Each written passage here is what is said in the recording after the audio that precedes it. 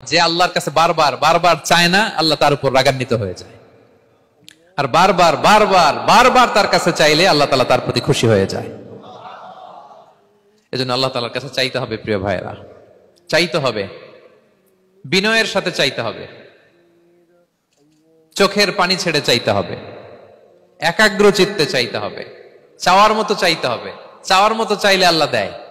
যারা চাইতে পারে আল্লাহর কাছে, তারা আল্লাহর কাছ থেকে নিয়ে ছাড়ে। দেখবেন যেই বাচ্চা কাঁদে বেশি, ওই বাচ্চাকে মা দুধ খাওয়ায় বেশি, ঠিক কিনা? আর যেটা কাঁদে টাদে না, ওইটা টেক কেয়ারও কম। যেই ফ্যামিলিতে অনেক বাচ্চা কাচ্চা, দেখবেন যেটা কাঁদে বেশি, ওইটা টেক কেয়ারও বেশি। তো আপনি যত চাইবেন, আল্লাহ তাআলা তত খুশি হয় আপনার প্রতি। কিভাবে চাবো? একাগ্র চিত্তে চাইতে হবে। আমরা অনেক সময় দোয়াও করি, আবার আরেক দিকে তাকায় আছি। এই যে দোয়া করতেছি, দেখেন, আল্লাহুম্মা আমিন, রব্বানা আতিনা ফিদ দুনিয়া হাসানা ওয়া ফিল আখিরাতি হাসানা। দোয়াও করতেছে, ইন্টেরিয়র ডিজাইনও দেখতেছে। এটা দোয়া হইছে? কথা বলেন না কেন? দোয়া হইছে?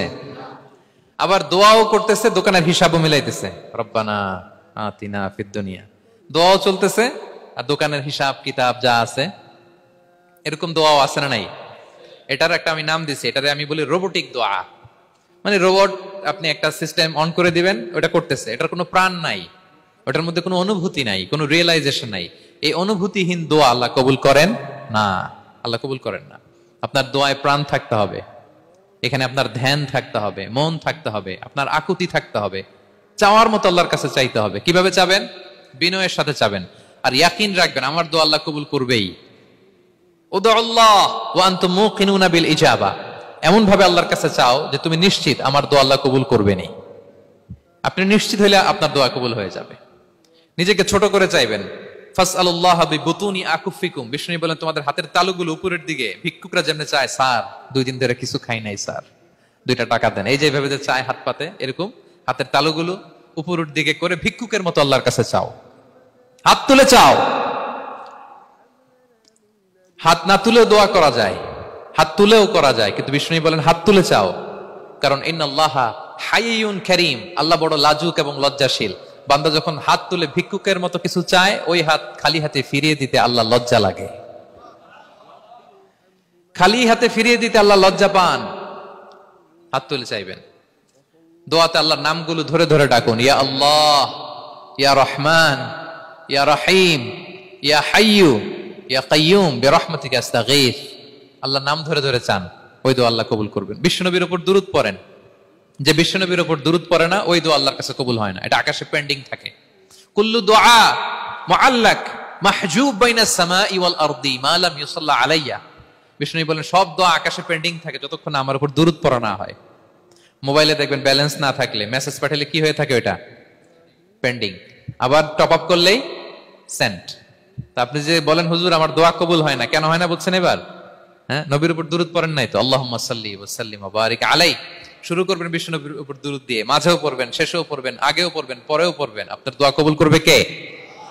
একাগ্র চিত্তে চাইতে হবে আল্লাহ তাআলার কাছে। ইফতারির আগে দোয়া কবুল হয়, দোয়া করবেন। বৃষ্টি যখন পড়ে দোয়া কবুল হয়, দোয়া করবেন। আর দুআউ মুস্তাজাবা বাইনাল আযানি ওয়াল ইকামা। আযান ইকামতের মাঝখানে দোয়া করলে দোয়া কবুল হয়। আম্মা আব্বা দোয়া করলে দোয়া কবুল হয়। হজ থেকে যে রিসেন্ট ফিরে আসছে, তার কাছে যে দোয়া চাবেন, দোয়া করলে দোয়া কবুল হয়। খাতমুল কোরআনের পরে দোয়া করলে ওই দোয়া কবুল হয়। মাজলুম দোয়া করলে ওই দোয়া আল্লাহ ফেরায় না। আমরা যেন বেশি বেশি দোয়া করি। সেজদা দিব, কোরআন বলল আর হাদিস বলল। তেলাওয়াত করতে হবে আল্লাহর কাছে যেতে চাইলে, তাহাজ্জুদ পড়তে হবে আল্লাহর প্রিয় হতে চাইলে, বেশি বেশি দোয়া করতে হবে আল্লাহর নৈকট্যপ্রাপ্ত বান্দা হতে চাইলে। আর কি করব? বেশি বেশি জিকির করতে হবে আল্লাহর। সুবহানাল্লাহ, আলহামদুলিল্লাহ, লা ইলাহা ইল্লাল্লাহ, আল্লাহু আকবার, এগুলো পড়বেন। আস্তাগফিরুল্লাহ বেশি বেশি পড়বেন। নামাজ শেষে 33 বার সুবহানাল্লাহ, 33 বার আলহামদুলিল্লাহ, 33 বার আল্লাহু আকবার। এরপর 3 33 90 100তম মিলাবেন এইভাবে, লা ইলাহা ইল্লাল্লাহু ওয়াহদাহু লা শারীকা লাহু লাহুল মুলকু ওয়া লাহুল হামদু ওয়া আলা কুল্লি শাইইন কাদির। পড়েন, আপনারা পড়েন, সবাই পড়েন। বিষ্ণু বলেন, নামাজের পরে যদি 33 বার সুবহানাল্লাহ, 33 বার আলহামদুলিল্লাহ, 33 বার আল্লাহু আকবার, এরপরে 100তম বার লা ইলাহা কেউ পড়ে, তার যদি সাগরের ফেনা পরিমাণ গুনাহ থাকে, আল্লাহ তাআলা তার সব গুনাহ মাফ করে দেয়। প্রত্যেক ফরজ সালাতের পরে আয়াতুল কুরসি পড়বেন। পড়েন আপনারা? কোরআনের সবচাইতে দামি আয়াত। বিশ্বনবী বলেন, মান ক্বারা আয়াতাল কুরসি দুবরা কুল্লি সালাতিন মাকতুবাতিন লাম ইয়ামনাহু মিন দুখুলিল জান্নাতি ইল্লাল মাউত। প্রত্যেক ফরজ নামাজের পরে আমার যে বান্দা আয়াতুল কুরসি পড়ে তার জান্নাতে ঢোকার ক্ষেত্রে আর কোনো বাধা থাকে না, একটা জিনিস ছাড়া, সেটা হচ্ছে মরণ। লোকটা মরে না তাই জান্নাতে যায় না, মরলেই জান্নাতি। আরো আসতে সুবহানাল্লাহ পড়বেন আয়াতুল কুরসি। আমরা যেন জিকির গুলো বেশি বেশি করি। 5 নম্বরে চ্যারিটি আর সাদাকাতু তারুদ্দুল বালা। সাদাকা আপনার বিপদ মুক্ত করে, আপনার ছেলে মেয়ের নিরাপত্তার জন্য, আপনার জানের নিরাপত্তার জন্য, আপনার ব্যবসার নিরাপত্তার জন্য মুক্ত হস্তে দান করুন। ব্যবসায় বারাকা দিয়ে দিবে কে? সুযোগ হলে গোপনে দান করুন। 7 শ্রেণীর ব্যক্তিকে আল্লাহ তাআলা আরশের নিচে ছায়া দিবেন। এর মধ্যে 1 শ্রেণীর ব্যক্তি হচ্ছে রজুলুন তাসাদ্দাকা বিসাদাকা ফাআখফাহা, যে গোপনে দান করে, হাত্তা লা তা'লামু শিমালুহু মা তুনফিক ইয়ামিনু, এত গোপনে দান করে যে তার ডান হাত কি দান করেছে বাঁ হাত সেটা টের পায় না। গোপন দান আল্লাহর রাগ কমায়, গোপন দান আপনাকে বিপদ মুক্ত করে, গোপন দান কিয়ামতের দিন আল্লাহর সুশীতল আরশের নিচে আপনার সিটকে কনফার্ম করে। দান করবেন তো সবাই। মদিনার সবচেয়ে গরিব সাহাবী বেলাল রাদিয়াল্লাহু তাআলা আনহু গায়ের জামাটা নিয়ে শুধু হিজরত করেছেন, উনাকেও বিশ্বনবী বলেন আনফিক বেলাল, বেলাল দান করো, লা তাখশা মিন যিল আরশি ইখলালা, আল্লাহর ধনভাণ্ডারে কমতি নাই, ঘাটতি নাই, ভয় পাও না, আল্লাহ তোমার বাড়ায় দিবে। কিছুই নাই বেলালের। মুমিনরা সচ্ছল অবস্থায় অসচ্ছল অবস্থায় সব সময় দান করে। সচ্ছল অবস্থায় বেশি দেয়, অসচ্ছল অবস্থায় কম দেয়, কিন্তু দেয় দেয় তারা দান করে। আল্লাহ বলেন আমার ভান্ডারে কমতি নাই, ঘাটতি নাই। ইবনা আদম আনফিক উনফিক আলাই, এই বনি আদম দাও, দিলে আমি তোমারে দেব। হাত খুলে দাও, আমি তোমারে দেব। লাউ আন্না আউওয়ালাকুম ওয়া আখিরাকুম ওয়া ইনসাকুম ওয়া জিন্নাকুম কামু আলা সাঈদিন ওয়াহিদ, পৃথিবীর সব মানুষগুলো যদি এক মরুভূমির মাঝখানে দাঁড়ায়, দাঁড়িয়ে আমি আল্লাহর কাছে চাইতে থাকে, আমি আল্লাহ যদি তাদের যার যা চাওয়া আছে সবও দিয়ে দেই, আমি আল্লাহর ধনভাণ্ডারের 1 ইঞ্চিও কমবে না। তবে হ্যাঁ, কমতে পারে। কতটুকু কমতে পারে? হাদিসে বিষ্ণু ইসলাম বললেন, সুই দিয়ে যদি সাগরের পানি একটু কমানো যায়। কথা বুঝেন? সুই আছে না, সুই, নিডেল, চিনেন তো সুই? সুই দিয়ে ধরেন আপনি সাগরের পানি একটু এরকম করলে সুইয়ের মধ্যে একটু সাগরের পানি লেগে চলে আসবে না? সাগরের পানি থেকে একটু কমলো তো এতটুকু কমবে। বিষ্ণু বললেন সুই দিয়ে সাগরের পানি থেকে যদি পানি নিয়ে আসো, যতটুকু কমাতে পারলা, পৃথিবীর সব মানুষ চাইতে চাইতে হয়রান হয়ে সবও যদি আল্লাহ থেকে নিয়ে নাও, কমলে এতটুকু কমতে পারে। ওই আল্লাহর গোলাম দিতে চায় না, ধরে রাখে, খালি এমনি ধরে রাখে। আপনি হাতে যেটা আছে ওটা না দিলে তো বড়টা ধরতে পারবেন না। এটা 2 কেজি, এটা দিলেই না 5 কেজিটা ধরবেন। 5 কেজিটা দিয়ে দিলেন, তাহলে ধরবেন 10 কেজি। বুঝতে পারছেন? দিতে হবে প্রিয় ভাইরা। হাত খুলে দান করুন। এখানে তো সব বিজনেস ম্যাগনেট, বাংলাদেশের সব বড় বড় ব্যবসায়ীরা আপনারা এখানে। হাত খুলে দান করুন। ইতআমুত-তাআম, অন্যকে খাবার খাওয়ানো অনেক বড় সওয়াবের কাজ। এর মধ্যে দিয়ে আল্লাহ তাআলার নৈকট্যপ্রাপ্ত বান্দা হওয়া যায়। কিয়ামতের দিন আল্লাহ তাআলা বলবেন, হে বনি আদম, আমি অসুস্থ ছিলাম, আমার তো সেবা করলা না। আমি ক্ষুধার্ত ছিলাম, আমি আল্লাহর তো তুমি খাওয়াইলা না।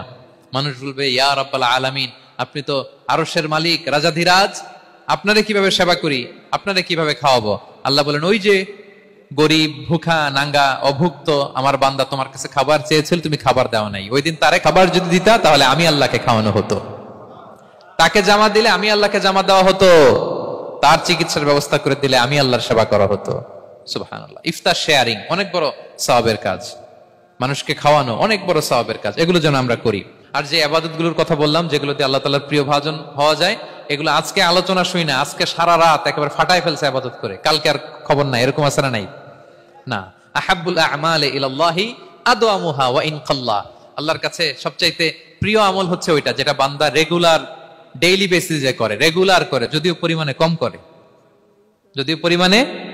কিন্তু নিয়মিত করে, এটা আল্লাহর কাছে বেশি প্রিয়।